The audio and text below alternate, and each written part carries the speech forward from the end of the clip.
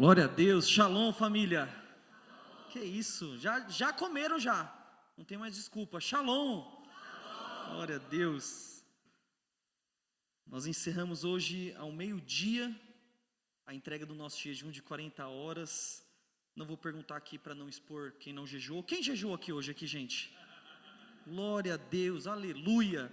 Muito bom esse período de consagração que nós tivemos. Sexta-feira nós tivemos culto. Sábado tivemos o culto junto com a galera da Movie Night. Tivemos os 2 cultos pela manhã. E também agora o nosso último culto, para também enfatizar aquilo que nós temos recebido da parte de Deus nessa 40 horas de jejum. E eu quero compartilhar algo com os irmãos, que Deus tem falado comigo, lá no Evangelho de João. Abra sua Bíblia lá, por gentileza, João capítulo 4.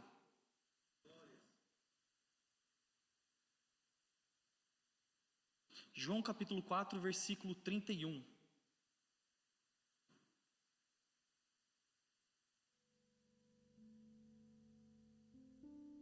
Eu vou ler na NAA.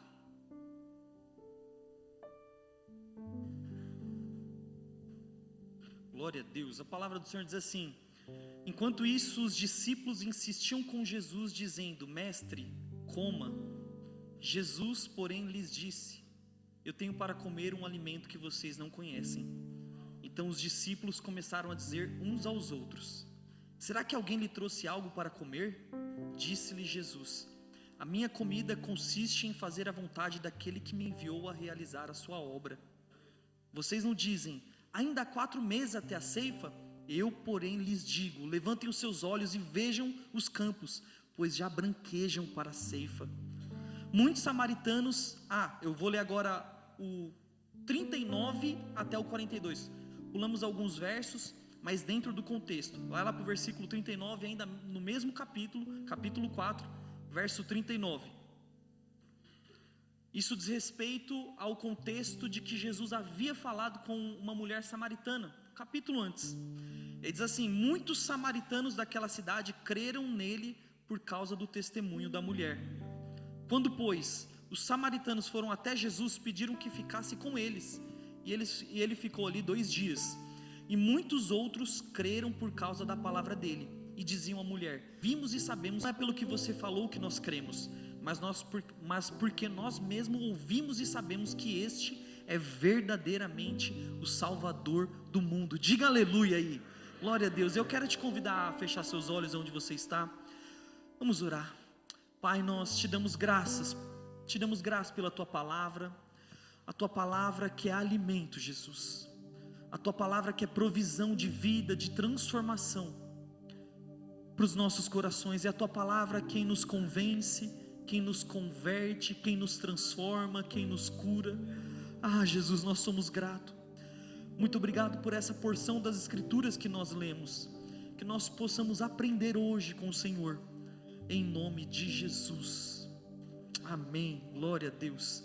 O tema da minha palavra: a vontade de Deus como um alimento. A vontade de Deus como um alimento. Esse texto, ele é muito interessante, porque eu não sei se você também já sofreu dessa síndrome do orgulhoso, mas às vezes eu vejo alguns erros que os discípulos cometeram. Assim como nós culpamos Adão e Eva, né? A gente fala: poxa, no dia que eu ver Adão e Eva, e a gente continua escolhendo a árvore do conhecimento do bem e do mal, do mesmo jeito, só que fora do Éden. E eu também culpo às vezes os discípulos. Eu falo: não é possível, caminhavam com Jesus, estavam lado a lado, mas eles não conseguiam ver aquilo que Jesus amava, no que Jesus investiu o tempo. E aqui novamente nós vemos uma indagação de Jesus, um confronto de Jesus, um diálogo muito conhecido nas Escrituras. Jesus ensinando os seus discípulos novamente o básico. E por que o básico? Que nós estamos falando de vidas. Esse é o contexto que nós lemos aqui. Antes desse capítulo 4, nós vemos aquele grande contexto da mulher samaritana. Jesus foi ao poço, entregou a água da vida para a mulher samaritana. Vocês sabem, não podia então um judeu conversar com os samaritanos. Jesus rompe a barreira ideológica, geográfica, religiosa, trata aquela mulher, revela pecado, cura ela, transforma. É um negócio de louco, aquele contexto maravilhoso. Depois você pega então agora o capítulo 4, a partir desses versos, Jesus falando agora do que aconteceu, porque os discípulos agora estão atrás de comida, e eles falam: mestre, coma, se alimente. E Jesus então disse: vocês não sabem qual é a minha comida? Vocês não conhecem? Há quanto tempo que eu estou com vocês? Agora eu estou parafraseando, tá? É sério, vocês viram o que aconteceu ali agora? Vocês viram essa paixão que foi derramada ali no poço? Vocês viram o que eu fiz? Essa é a minha comida. É isso que Jesus estava trazendo. Esse é um contraste da vida cristã, e eu quero de maneira prática aplicar esse texto das Escrituras aqui na nossa realidade, tendo em vista a ênfase que nós estamos dando nesse semestre de uma paixão que precisa ser resgatada por almas. Eu tenho dito aos irmãos, nesse período, no 40 horas, testemunhando com alguns irmãos, eu falo: eu não sou o maior evangelista do mundo. Essa realmente assim não é o meu dom, se eu posso chamar, mas sempre eu estou me puxando para poder falar de Jesus, testemunhar, porque ainda mais quando um pastor, um líder, que você já está no clubinho social, que seus amigos já é tudo crente, sabe quando acontece isso? E aí você não se puxa a ser a diferença.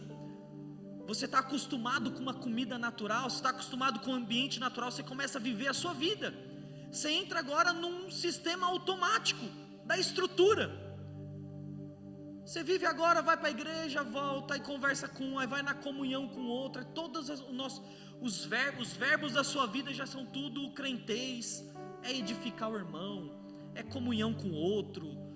Não tem mais nada, não tem nada de diferente. E aí parece que os campos eles não estão brancos, e como os discípulos estavam achando, é só daqui 4 meses. Aí não cria-se então um senso de urgência. A grande indagação de Jesus aqui, e Hudson Taylor, ele disse algo que remetia um pouco a essa indagação de Jesus, que a grande comissão não é uma opção a ser considerada por um cristão, é um mandamento a ser obedecido. Então o ide de Jesus, o pregar o evangelho, amar o seu irmão, viver isso, não é opcional. Eu não sei onde foi na história da igreja que rompeu-se a missão do crente, e eu me confronto também, tá? Quanto ao id, pregar o evangelho, o quanto nós nos acostumamos com a estrutura, o quanto nós vivemos com o automático, o quanto nós nos acomodamos, o quanto nós anestesiamos as nossas mentes. Mas é tempo de nós levantarmos as nossas cabeças. É o que Jesus estava falando: erga a cabeça, no sentido de para de olhar para a sua vida.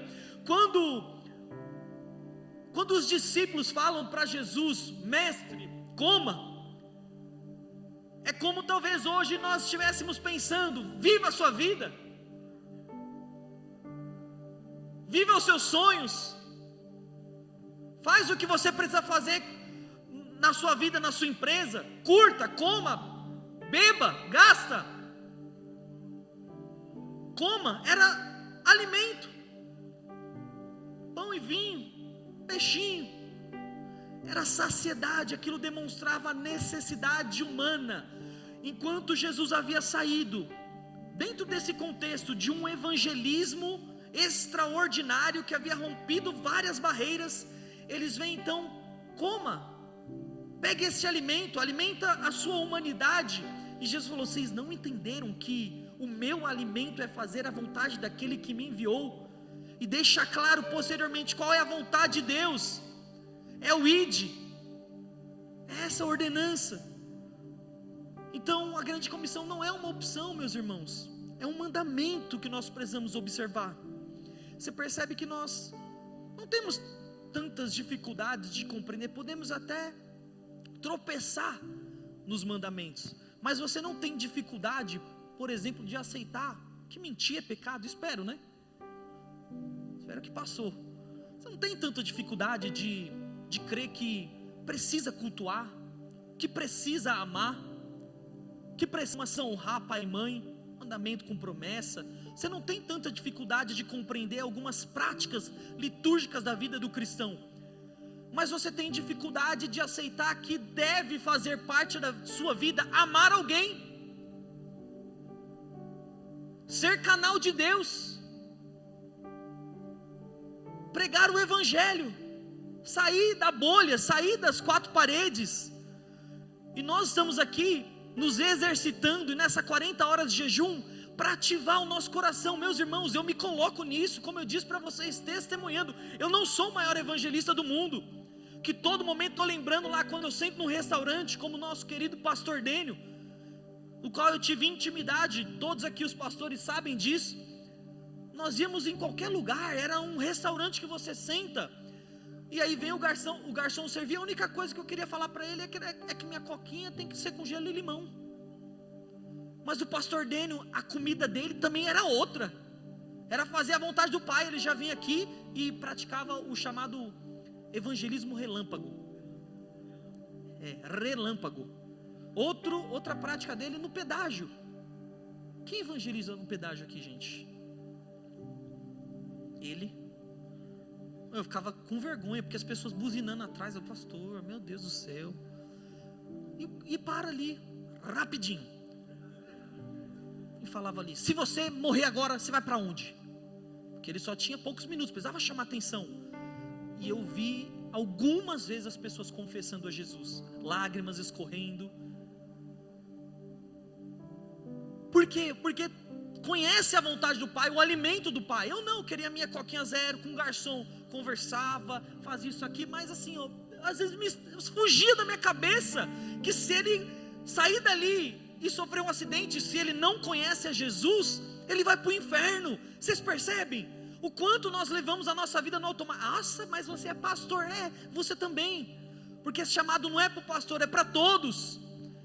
E se nós nos convencermos que esse chamado ele é pastoral, ele é eclesiástico, só o líder do GC, a igreja vai em ruínas, porque é para todos, é ide por todo mundo, pregai o evangelho a toda criatura, é todos. Nós precisamos amar isso. Meus irmãos, o nosso trabalho não é mais importante do que as vidas, e o nosso trabalho, que eu estou dizendo, ao Senhor, porque é Ele quem nos diz isso.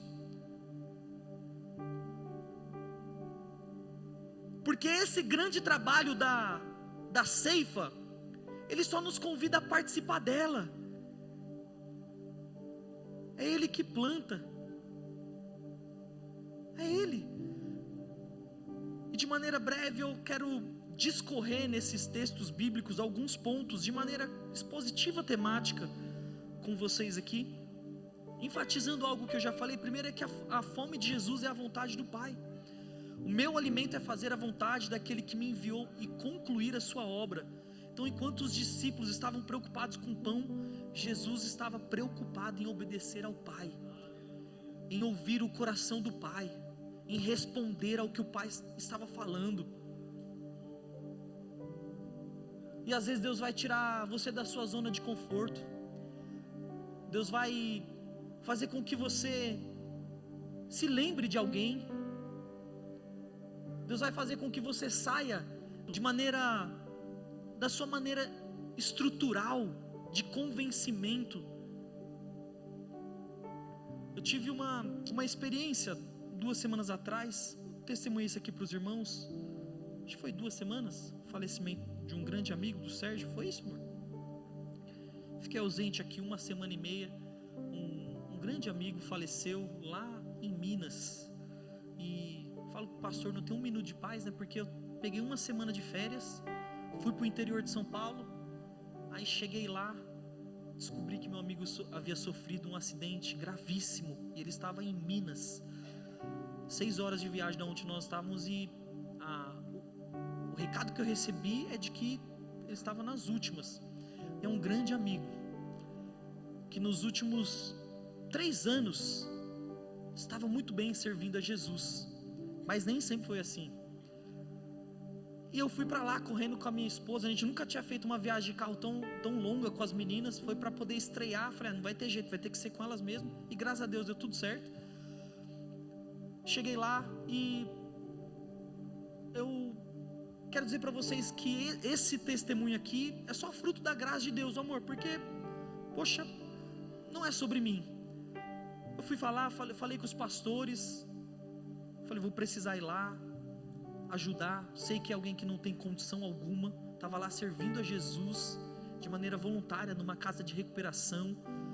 Falei, nós vamos lá, vou ajudar, vou amar, sofri muito, um grande amigo, e eu percebi que Deus havia me enviado lá, não apenas para ser Jesus, assim, o Lázaro, né, chorar com os que choram, não, mas para ser testemunha do amor de Deus para com a mãe.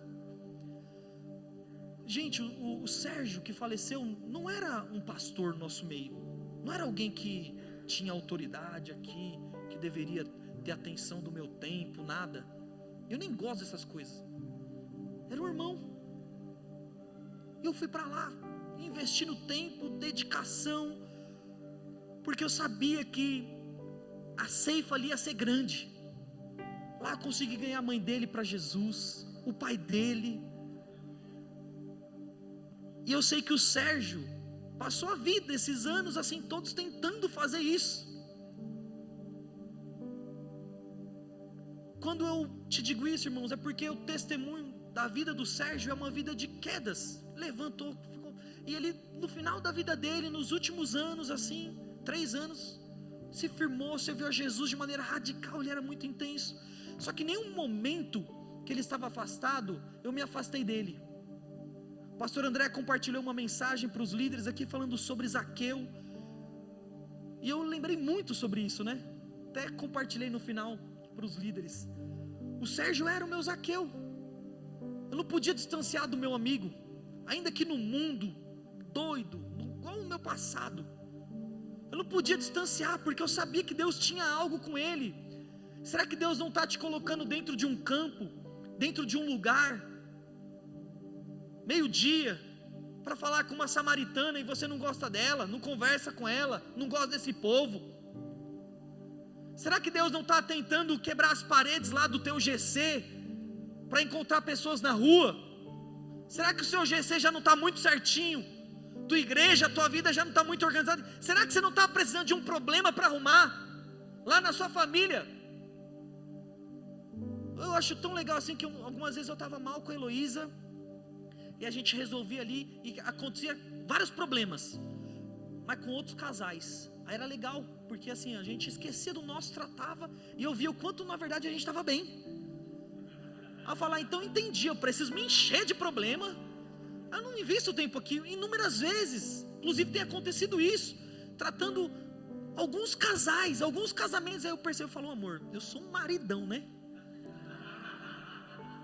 Não é verdade? Ela, como assim? Eu falei, o cara agrediu a esposa lá, né? Eu falei, não, brincadeira, viu? O cara tava batendo, aí eu me comparo, né? Aí é claro, eu falei, você é uma esposa maravilhosa, olha a outra lá, quebrou o cabo de vassoura na cabeça de uma, aí fica maravilhoso, mas você percebe, às vezes está precisando de um problema para arrumar, de ter que perder as horas de sono, para ir atrás de alguém na rua, orando, jejuando. Eu tenho testemunhos da nossa rede, que agora o Joel lidera, muitas vezes eu vi o Joel indo de madrugada, atrás de alguém, que havia divorciado, e estava em depressão, bem assim, Bruno e Marrone, dormindo na praça, naquela depressão terrível, aí ia lá, e ele ia no ponto de ônibus, encontrava o irmão, e botava e dormia, ia atrás e jejuava.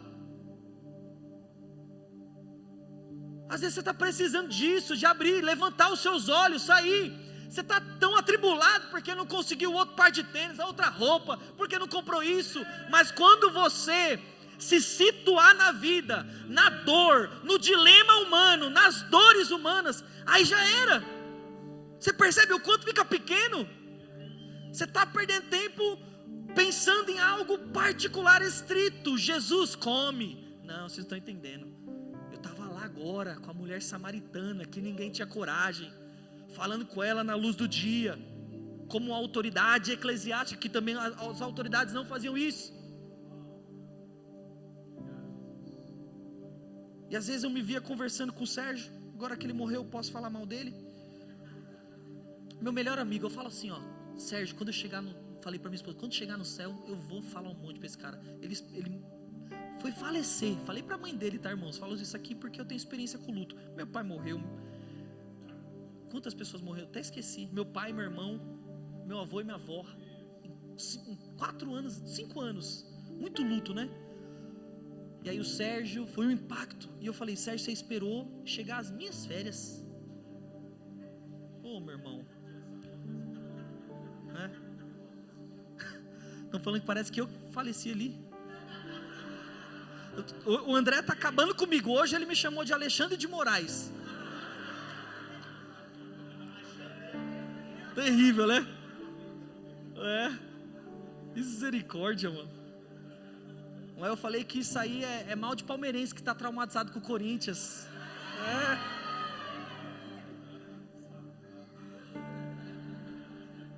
Mas continuando, eu me lembro agora falando que eu iria falar mal do Sérgio, mas assim, teve uma época que ele estava no tráfico, e o pastor, e eu fazia videochamada todo dia, eu investia mais tempo nele do que nos meus discípulos, líder da rede, discipulado, tudo. Minha esposa sabe, a Kessia me falou, nossa, Jâncio, mas te ligava. E aí, até esse tempo assim, era videochamada falando agora com missionário, mas 4 anos atrás era videochamada, e a traficante lá da Cracolândia, o chefe. E aí eu descobri que ia ser batizado no PCC. Aí eu falei, não dá, amor, vou ter que ir lá, mano. Aí fui lá na Zona Leste. Falei, calma aí, meu amigo, calma aí. Falei, você vai ter que ser batizado com outra coisa, com isso aí não.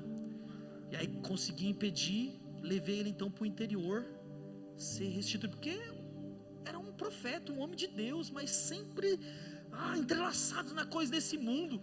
Eu falo, se alguém me vê aqui lá na Zona Leste, na quebrada monstro, eu falei, fazer o quê? Mas não podia desistir, não podia.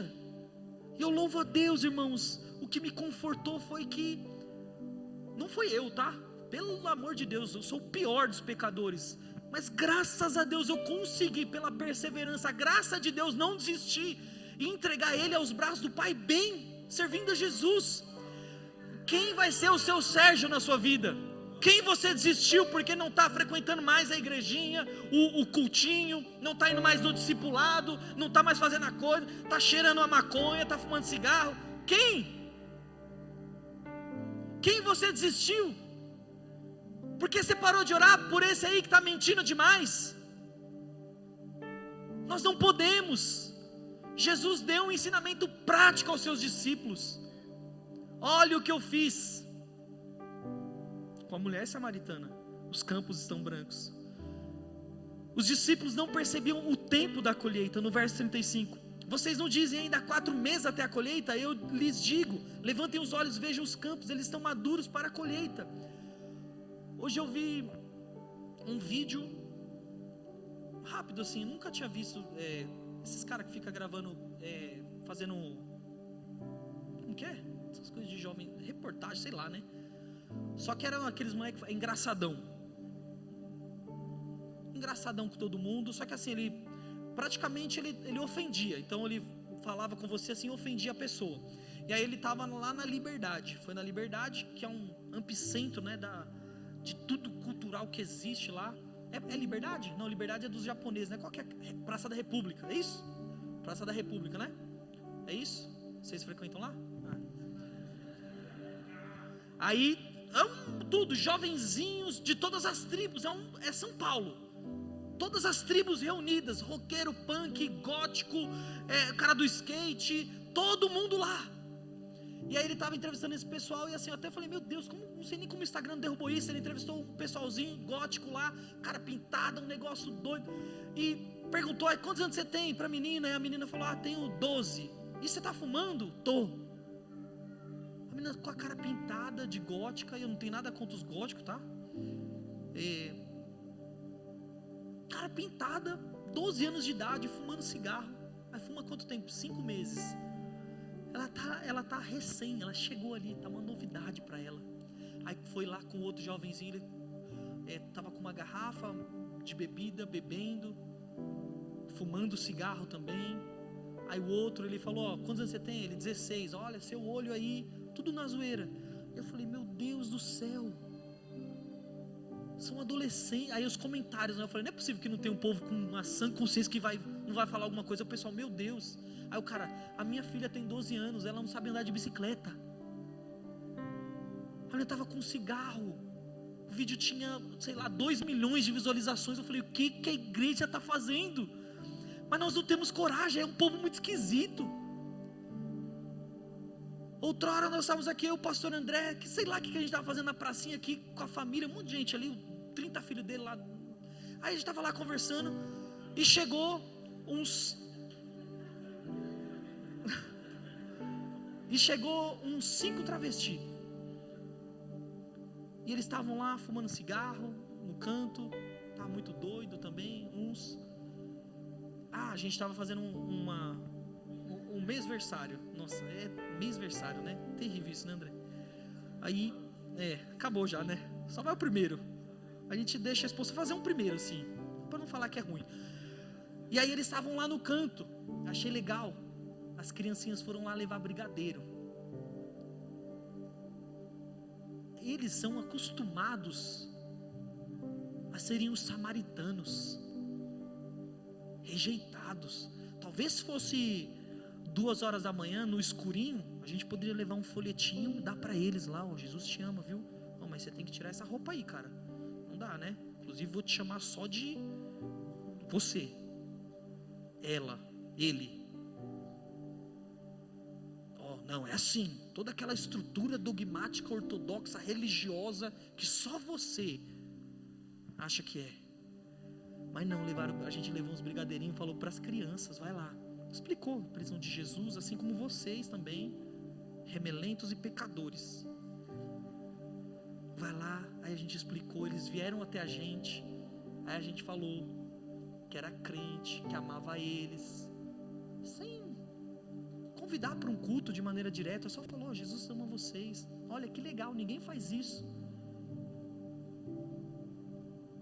Essa é a simplicidade do Evangelho. É disso que nós precisamos. Vocês percebem? Eu sei que Deus tem preparado alguém lá na sua família, lá no seu trabalho, algum rejeitado da estrutura da igreja.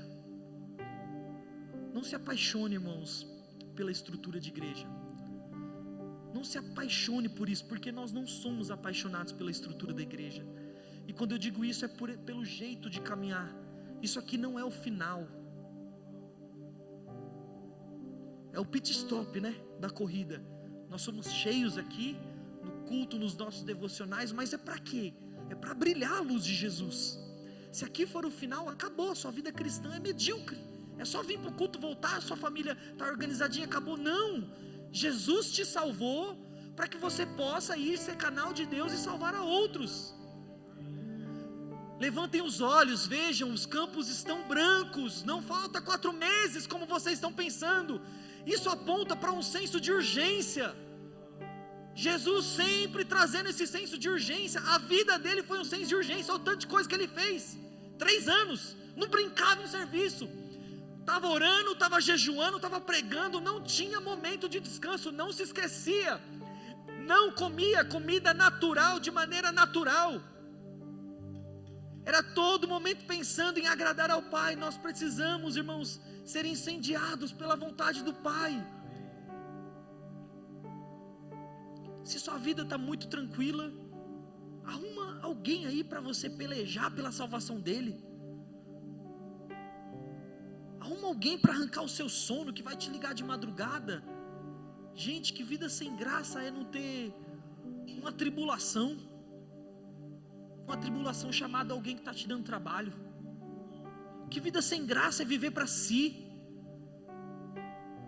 só pensando lá quanto que está a Selic, qual é o outro tênis que eu vou comprar, o carrinho da Shein. Que vida sem graça não ter alguém com quem você vai compartilhar os seus recursos financeiros, assistir. No primeiro ano de casado, eu e a Heloísa, a gente se lembra disso, a gente brinca que as nossas histórias com Deus, e precisamos ter outro. Inclusive esse casal está aqui hoje, eu vou falar de vocês.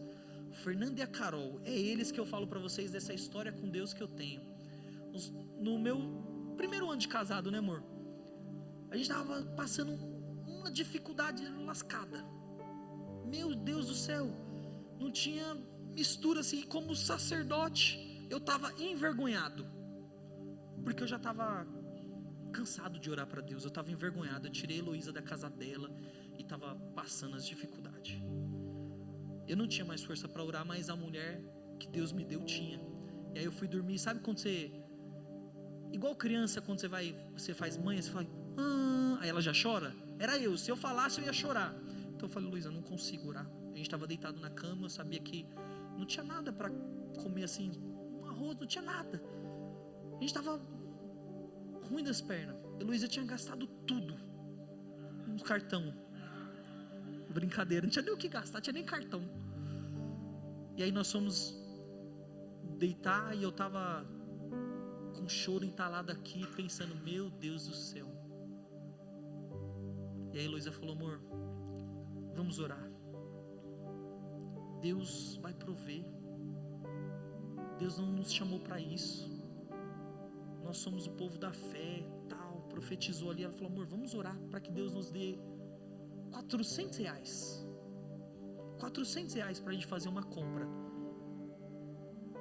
Não era para comprar brusinha, tênis, roupa, qualquer, fazer uma viagem. A gente quer R$400, Jesus. A gente já estava no papo sério com Deus. Não estava fazendo, ó Senhor Deus e Pai, levantamos agora essa oração pedindo 400 denários para que nós possamos. Não, era, Senhor, a gente quer R$400 para comer, fazer uma despesa. Faz tempo que não faz uma despesa, vai lá no mercado e compra certinho. E a gente foi dormir falando assim, é isso, Senhor. Deu, eu acho que umas 6 horas da manhã, a Carol e o Fernando me ligam. E eu ia contar essa história diante de Deus, sabia? E eles vieram aqui, eles são lá de Jandira, né? São de lá ainda? Não mais? Tá, então são de algum lugar. Onde vocês são? Cambuci? Ah, legal. Aí vai prosperando a pessoa, né? Você vai vendo, vai saindo. Esse é o nível. E fica a dica. E aí eles me ligam. O Fernando é meio chucro, né? Ele liga assim já gritando para você, 6 horas da manhã. Jansen tá aí, tudo aí. Eu já, meu Deus, o que está acontecendo? Nossa Senhora. Aí eu falei, e agora? Eu falei, meu Deus, amor, atende aí. Na verdade eu nunca gosto de atender telefone. Eu passei o celular para a Luísa, vem aí. É o Fernando. Ei, Fê, acordar, graças a Deus. Não sei se vocês se recordam de maneira tão clara, mas graças a Deus que vocês acordaram. A gente estava esperando, o Espírito Santo nos incomodou a madrugada inteira, Jansen. Nossa, pensando, orando por vocês aqui. Deus trouxe nossa mente para a gente fazer uma oferta para vocês. Não tinha Pix na época, acho que era conta mesmo. Passa a conta de vocês, a gente quer abençoar vocês com R$400. Mas Deus disse, a Carol é profeta, falou, mas Deus disse, porque senão a Heloísa ia gastar com brusinha. Falou, mas Deus disse que é para compra. Por quê? Porque a nossa oração era, Senhor, nós queremos R$400. Aí eu pensei, Heloísa, se você tivesse falado que era para outra coisa e mais, ia vir mais. Mas falou, eu quero 400 e para fazer uma compra. E eles falaram exatamente, mas Deus disse que é para vocês fazer uma compra. Aí eu, aleluia, glória a Deus. É as histórias com Deus que nós carregamos. Quando alguém decide, não era da nossa igreja geograficamente falando, nada. Mas quando nós decidimos sair da nossa caixa, da nossa estrutura, levantar os nossos olhos, a gente passa a enxergar fora do nosso círculo, do nosso conforto. Amém? No verso 36 ao 38, a alegria é fruto de participar do que Deus já está fazendo. Jesus ensina que há semeadores e ceifeiros e ambos se alegram juntos. A grande ênfase que Jesus dá aqui é que dentro dessa missão na qual Ele nos chamou, você não precisa ser alguém que vai plantar, que vai colher, porque o contexto pelo qual Deus deixa claro ali aos seus discípulos é que eles entrariam dentro de uma ceifa já. Os campos estão brancos. Sabe o que significa os campos estão brancos? Você vai colher, você não vai trabalhar. Essa é a obra de Cristo. Ele te convida a vir para um lugar onde você simplesmente vai ser um canal de Deus. Então, meus irmãos, o trabalho não é seu, é por isso que toda a glória é de Deus. A glória é de Deus, o trabalho é de Deus. E nós não gloriamos, porque nós sabemos é Ele quem faz. É tão interessante isso, porque nos últimos versículos que nós lemos, do versículo 42 do capítulo 4, eu vou ler um pouquinho antes, a partir logo do versículo 39, vamos nos lembrar aqui. Os samaritanos que ouviram a mulher, então esses, os samaritanos que ouviram a mulher, o texto antes então ela saiu e começou a testemunhar, que tinha encontrado Cristo. Muitos samaritanos daquela cidade creram nele por causa do testemunho da mulher. Ela testemunhou, ela falou de Jesus aos samaritanos. Lembra da treta dos judeus samaritanos? Não podia, não era o lugar, Jesus não podia estar lá, de acordo com a estrutura dogmática, de acordo com aquela organizaçãozinha dos crentes, não podia estar lá. Você não podia ir naquela festa, você não podia ir naquela casa, não era aquele amigo, não podia estar naquele lugar. Mas eles resolveram sair da bolha. Então os samaritanos, que não podiam estar falando com esses judeus agora, eles ouviram o testemunho daquela mulher. Continuando, quando pois os samaritanos foram até Jesus, pediram que ficasse com ele, e ele ficou ali 2 dias. E muitos outros creram por causa da palavra dele. Agora é dos outros samaritanos. A samaritana falou com o samaritano, e agora por causa do testemunho samaritano ficaram lá, vocês entenderam? E diziam à mulher: agora já não é pelo que você falou que nós cremos. Ou seja, eu cheguei aqui, você me trouxe no culto, eu vim pelo que vocês falaram, pelo que você falou, Jansen, de Jesus. Eu estou achando lindo, mas agora eu estou servindo a Jesus, já não é mais pelo que você falou, mas porque nós mesmos ouvimos e sabemos que este é verdadeiramente o Salvador do mundo. Então talvez você está preocupado se aquela pessoa é difícil demais, se ela realmente vai vir, o coração dela é frio, é gelado, não vai dar certo. Você está preocupado com o processo de alimento daquela semente, mas é Deus quem faz. Olha isso, a samaritana ouviu, os samaritanos ouviram, e agora eles falaram: já não é mais pelo que a mulher falou que eu estou aqui, é pelo que Jesus me falou, é por quem Ele é. Existe a experiência, nós somos canais. Então você precisa se lembrar de que às vezes você vai ser só uma boca, você vai ser só uma fala, vai ser só um gesto, vai ser só uma semente. Amém? Eu acho lindo essa parte final desse texto, porque exemplifica realmente os níveis de conversão. É o Espírito Santo, é Ele. E por fim, a colheita não é geográfica, é espiritual. Os discípulos achavam que a missão era restrita a Israel, mas Jesus está colhendo os samaritanos. Às vezes você acha que a sua inclinação ao Evangelho vai ser restrita a discipulado. Ficou bonito falar isso aqui agora. Não, eu discipulo. É uma forma de dizer que você não vai evangelizar, você não vai atrás de ninguém, mas você vai estar fazendo alguma coisinha para aliviar a sua consciência de que você é de Deus e serve a Deus. Mas não, nós precisamos nos sujar. Entenda como eu estou te dizendo, com essa angústia do mundo. Você precisa se lembrar dessa dor. Semelhante modo como eu falei para vocês na introdução, com a minha esposa, a gente tratando alguns casais aqui. Obviamente eu falei: nossa, amor, pela graça de Deus, nós vivemos o que vivemos, já passamos também tribulações, mas olha o sofrimento desse povo, olha o sofrimento desses casais. Meus irmãos, as pessoas estão sofrendo. pessoas estão sofrendo. A colheita não é geográfica, não é do seu jeito, ela não é modular, ela não tem um estereótipo, ela não tem um nome, ela tem vários nomes. Não era restrita ao povo de Israel. De semelhante modo, com cunho de ciências políticas, agora eu digo: você ora pelo Irã?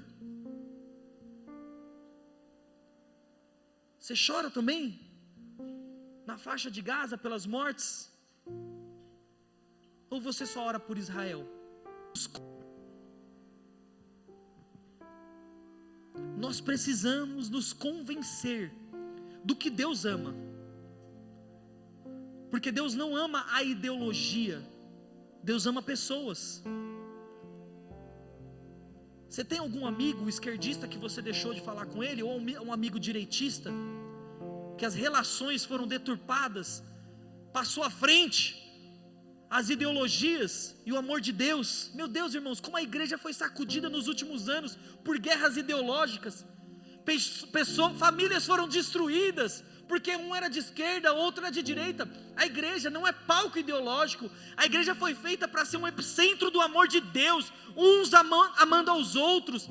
E vai ter estereótipos, ensinos dentro da igreja bíblicos apenas, mas vai ter gente que pensa diferente de você. E talvez alguém lá naquele comentário no Facebook, no Instagram, que você arregaçou, e o cara foi lá no perfil, e eu via muito isso: era crente. Já viu isso aí? Nossa, é crente, falando essas coisas. Aí falou: meu Deus, perdeu a oportunidade de... Porque eu fui um desses. Até me aprofundar um pouco mais em ciências políticas e entender que toda ideologia, ela é humana. Aí eu precisaria ficar com a palavra. Talvez Deus quer reatar a sua família. Deus quer fazer com que você realmente ame o que Jesus ama. Jesus amava as pessoas, não eram os samaritanos, não era judeu, não era gentil, amava o povo. Porque Deus amou o mundo de tal maneira que deu o seu Filho unigênito para que ele não... Como que é? Versículo que tinha toda a cadeia escrito, que nele crê. Deus amou o mundo de tal maneira que deu o seu Filho unigênito para que todo aquele que nele crê não pereça, mas tenha a vida eterna. Você acredita que eu travei João 3,16? Não tomei. A outra falou: tomou o remédio hoje? TDAH. Esse versículo clássico, embora dentro das maiores tradições calvinistas e arminianos discutem sobre o que é o todo, o mundo, o cosmo, a grande questão é que a ênfase doutrinária de Gênesis e Apocalipse é que Jesus amou pessoas.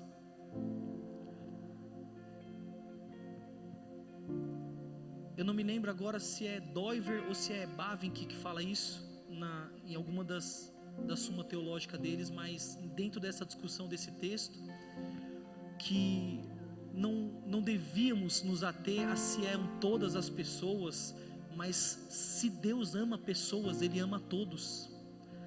Então você precisa ser canal de Deus, você precisa amar, você precisa testemunhar, você precisa se esforçar a levantar os seus olhos e sair do seu mundinho e falar: Jesus, eu preciso encontrar aquele que o Senhor quer que eu seja canal de Deus para a salvação. Se coloque em pé, por gentileza.